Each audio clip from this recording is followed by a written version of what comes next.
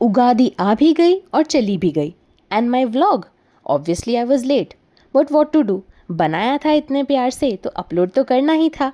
So yes, थोड़ा सा late है but still from my home to yours this is our Ugadi vlog, actually pre Ugadi vlog. And next video में I will be posting what all specials I made for Ugadi, so stay tuned. Hello everyone, welcome or welcome back to my channel Simply Rangraj. My name is Kritika and यहाँ पे आपको मिलने वाले हैं real mom life moments, easy cooking and थोड़ा सा everyday का chaos. तो today's video is all about Ugadi pre-cleaning video है ये, wherein आप जब देख ही रहे हो कि इतने सारे pile of clothes थे जो मैं fold करने लग गई थी. तो एक्चुअली ना लाइक आई सेड कि जब उगादी आती है तो हम घर को क्लीन करना स्टार्ट कर देते हैं. तो सबसे पहले आई थॉट दैट ये जो माउंटेन ऑफ क्लोथ्स जो पड़े थे वो तो फोल्ड कर लेते हैं. मुझे ना हमेशा एक बात याद आती है, एक स्टैंड अप कॉमेडी वीडियो मैंने देखा था बिस्वा का, अगर आपने नहीं देखा है तो जाके देखना. इट वाज वेरी फनी, जिसमें वो बोलता है कि ये कपड़े फोल्ड करने का सिस्टम किसने बनाया है, फिर से नेक्स्ट डे वही तो कपड़े पहनते हैं, तो फोल्ड करके रखने की ज़रूरत ही क्या है. ये मुझे रिलेटेबल तो लगता है बट इतने बड़ा पाइल ऑफ क्लोथ्स को कहीं कबर्ड में भी तो नहीं रख सकते ना, इतना बड़ा क्लॉजेट किसके पास है. एनीवेज, मैं आ गई हूँ अब किचन में to prepare the lunch while my mother in law and my husband are folding the remaining clothes बाहर. थोड़े बहुत मैंने ऑलरेडी अंदर जमा दिए थे एंड थोड़े बहुत ऑलरेडी रखे हुए हैं वहाँ बेड पे, ये मुझे जमाना है. And this is all the prep that I have already done for the lunch. तो I am going to prepare simple potato fry curry and उसके बाद थोड़ा सा दाल बनाएंगे एंड नॉर्मल हमारा जो रसम होता है वो. ऑनेस्टली ना आई फील कि simple comforting is the best combination जो घर पे हम खा सकते हैं ना. उगादी आने वाली थी तो घर में थोड़ा फेस्टिव फील तो ऑलरेडी आ ही रहा था एंड उगादी के टाइम पे ना cleaning is like a mandatory ritual. अच्छा, तो for the people who do not know, Ugadi is basically हमारा न्यू ईयर. तो ना आंध्रा, तेलंगाना एंड कर्नाटका साइड में the new year is celebrated as Ugadi. तो I am basically from Karnataka and मेरे husband they are from Telangana.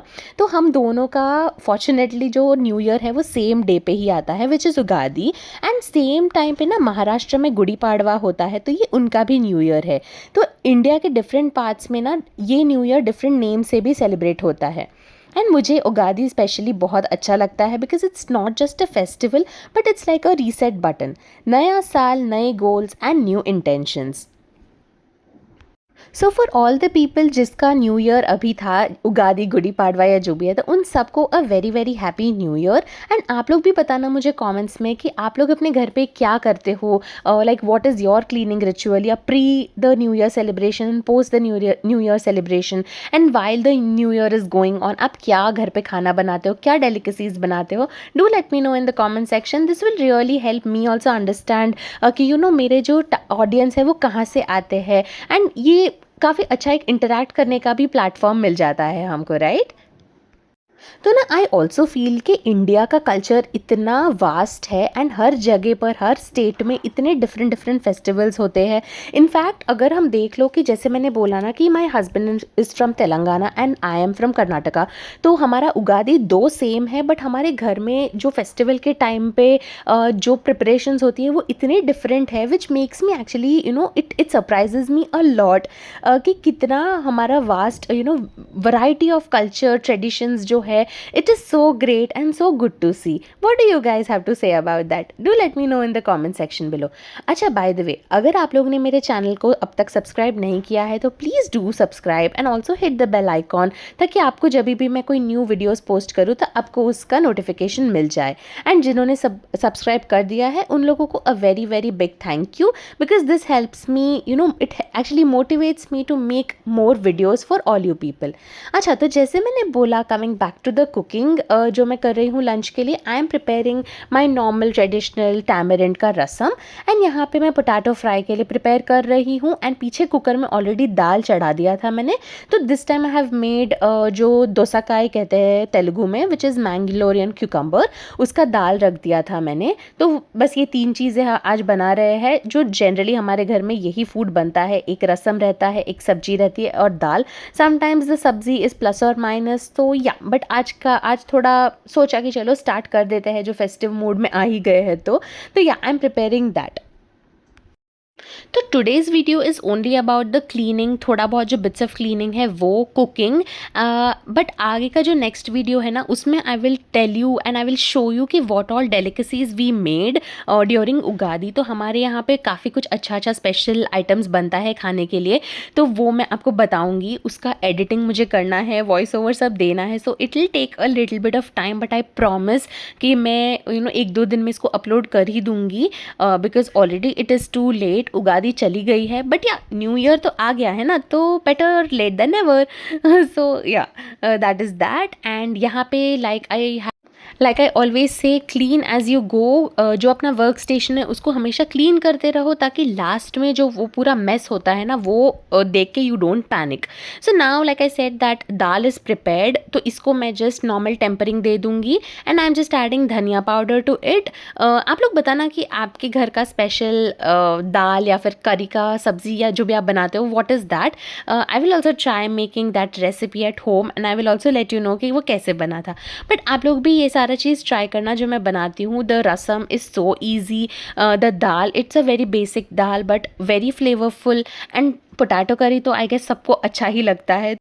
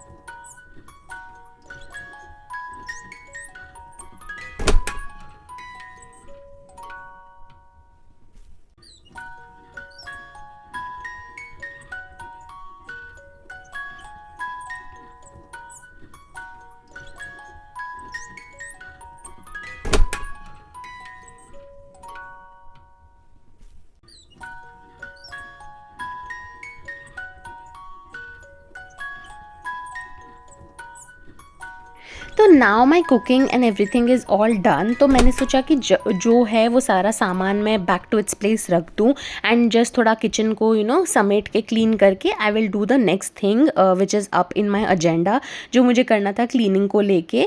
तो यहाँ पे मैं बस जीरा, राई, वो सारा जो पैकेट्स है वो सब कुछ एक जो एयर टाइट डब्बा है उसके अंदर डाल रही हूँ। बाय द वे, अगर आपने वो वाला व्लॉग नहीं देखा है मेरा, जहाँ पे we were arranging the groceries and I had gotten those boxes from Amazon, तो please go and check that out. उसमें आपको वो लिंक्स भी मिल जाएंगे जहाँ से मैंने वो बॉक्सेस ऑर्डर किए थे, and they are very nice, good quality plastic वाले बॉक्सेस है, and some of them are glass made.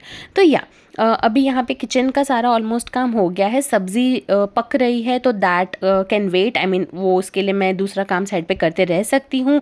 And I also have cleaned the platform. तो ये सब होने के बाद अभी मैं जा रही हूँ अपने रूम में देखने के लिए कि नेक्स्ट अभी क्या मुझे क्लीन करना है। जस्ट लुक ना how pretty the kitchen looks when it is clean. मुझे वही लगता है कि किचन आई थिंक एक लेडी का सेकंड हाउस या फिर एक सेकंड रूम जैसा होता है, जहाँ पे वो रहती है हाफ ऑफ द टाइम। तो किचन तो क्लीन होना बहुत इंपॉर्टेंट है, I feel. But I also think that बच्चे के रहते घर में ना ये सारा चीज़ थोड़ा सा ओवरलुक भी हो जाता है, which is okay, and we must not feel guilty about it कि मैं ये क्लीनिंग या फिर मैं ये नीटनेस नहीं रख पा रही हूँ।